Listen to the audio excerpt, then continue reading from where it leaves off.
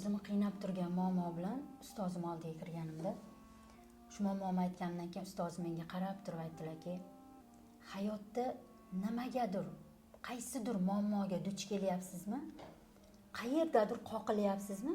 Demak, siz o'sha mavzuga kam vaqt ajratyapsiz dedilar-da. O'shanda ting etib miyamga urdida. Haqiqatdan o'ylab qarasam, men o'zimni ana shu muammo deb yurgan jihatimga rostdan ham hayotimda juda kam vaqt ajratar ekanman. Xuddi o'shanday hozir siz ham kimda qanaqa muammo bo'lishidan qat'iy nazar siz o'ylab ko'ring, siz o'sha narsaga kam vaqt ajratyapsiz. Aytaylik, bu salomatlik bo'lishi mumkin. Siz hozirgi kunda qanaqadir kasalliklar bilan olishyapsizmi? Demak, siz tanangizga kam vaqt ajratyapsiz. Siz o'zingiz uchun aytaylik massaj olmayapsiz, o'zingiz uchun vanna qabul qilmayapsiz yoki qaysidir sport turi bilan shug'ullanmayapsiz yoki oddiy badan tarbiya mashqlarini amalga oshirmayapsiz. Agar sizda bugun er-xotin o'rtasida muammo bo'ladigan bo'lsa, siz er-xotin bir-biringizga vaqt ajratmayapsiz.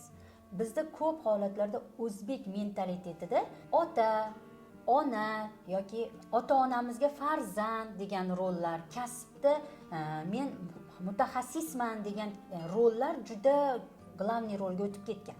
Lekin er-xotin masalasida biz shunchaki farzandlarimizga ota-ona bo'lish bilan bir paytda biz alohida er-xotin rolimiz ham bor deb o'zlari uchun alohida vaqt ajratib kinolarga, har xil bog'larga, toqqa sayohatga yoki umuman chet el sayohatlariga borish holatlari juda kam. Biz o'zimizni erimiz bilan o'rtamizda ana shu o'zimizga bir-birimizga vaqt ajratish orqali munosabatlarimizni yaxshilab olishimiz mumkin.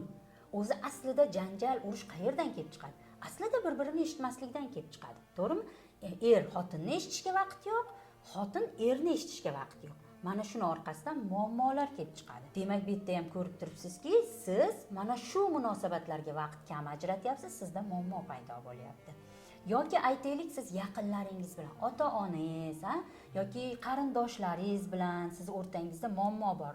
Doim qaynakelin muammosi yoki ovsin bilan chiqishmaslik yoki ota-ona sizdan norozi, siz ota-onadan norozi holatlar bo'ladi. Bunda ham e'tibor berib qarasangiz, siz vaqt ishingizdan, bolangizdan, eringizdan ajralib, qarindosh urug'qa, ota-onaga, o'sha o'zingizni yaqinlaringizga kam vaqt ajratayotganingizni bilishingiz mumkin. Yoki vaqt ajratyapman deyotganlar ham uchrashi mumkin o'rtamizda.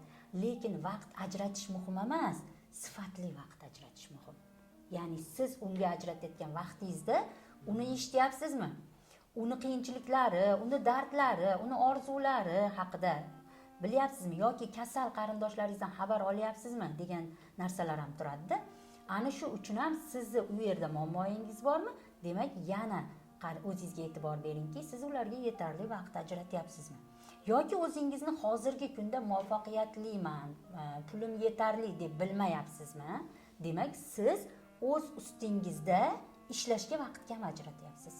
Ya'ni o'zingiz ustingizda ishlash uchun har xil kitoblar o'qish, kurslarga borish yoki o'zingiz qaytadan kashf qilish uchun hayotingizda yangi bir narsalarni kiritishga bo'lgan e'tiboringiz, vaqtingiz kam.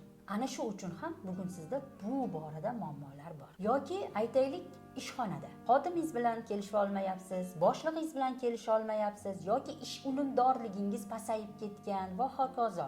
Demak, siz ana shu yerda, ya'ni siz ishxonada bo'lganingizda to'g'ri sizni 8 soat, 10 soat vaqtingiz o'sha yerda o'tishi mumkin, lekin xayolan siz o'sha yerda bo'lmasligingiz mumkin. Xayolan siz farzandingiz muammosida yoki qaysidir do'stingizni muammosida yoki o'zingizni qanaqadir hal bo'lmagan problemalaringizda bo'lib, siz o'sha yerda sarflayotgan vaqtingizni haqiqatdan o'sha ish uchun yoki sizga boshlig'ingiz bergan vazifa uchun sarflamayotgan bo'lishingiz mumkin. Ana shu uchun ham sizda bu yerda muammo kelib chiqyapti. Demak, umuman siz hayotda sizga muammo deb kelayotgan narsalarni birinchi etap, bu hammasiga sabab deya olmayman, lekin bitta yo'nalishi vaqt bo'lishi mumkin. Endi bunga yechim qidiradigan bo'lsak, bu muammolarni hal qilishda biz vaqtni to'g'ri taqsimlashga kelamiz. Bu muammolarni hal qiladigan narsa, demak biz hayotda biz uchun muhim bo'lgan har bitta jabhaga albatta yetarli vaqt ajratishimiz kerak bo'ladi. Bu uchun esa biz o'zimizda vaqtni to'g'ri taqsimlash ilmini olishimiz kerak bo'ladi. Bu muammolarning yechimi yagona time managementga rioya qilishda. Ya'ni bu vaqtingizni to'g'ri taqsimlash. Har bitta jabhangizga kerakli vaqtni ajrata olish. Bu haqda men kerakli qo'llanma tayyorlaganman. Pastdagi link bilan Telegram kanalimga o'tsangiz, bepul foydalanish imkoniyatiga egasiz.